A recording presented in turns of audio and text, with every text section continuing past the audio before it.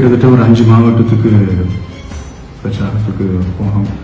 இந்த மாதிரி எதுவுமே நடக்கல. ஆனால் கரூரில் மட்டும் ஏன் எப்படி நடக்குது, எப்படி நடக்குது?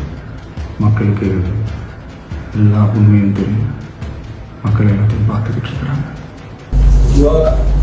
அரசியலா பார்க்கறது மனிதாபிமானத்தோட இதை பொறுத்த வரைக்கும் கரூர்ல மொத்தம் 41 பேர் இறந்ததுல 31 பேர் கரூரம் 27 குடும்பங்களை சார்ந்தவங்க. ஒவ்வொரு வகையிலும் நான் நேரடியா அந்த குடும்பத்தோட தொடர்புள்ளவன். தொடர்ந்து ஒவ்வொரு குடும்பங்களோடும் நேரடியா நாங்கள் தொடர்பு இருக்கக்கூடியவங்க. நேற்று ஒரு இல்லத்திற்கு இரங்கல் சொல்றதுக்காக போயிருந்தோம். அந்த தம்பி சனிக்கிழமை இந்த கூட்டம், ஞாயிற்றுக்கிழமை பெண் பார்க்க போகக்கூடிய தம்பி. டிசம்பர் மாசம் அந்த தம்பிக்கு திரும்பணும்.